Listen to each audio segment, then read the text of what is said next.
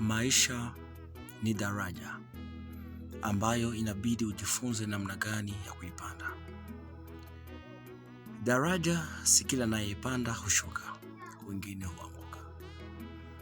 Kwa hiyo, kabla hujaanza kupanda, jifunze namna gani ya kupanda.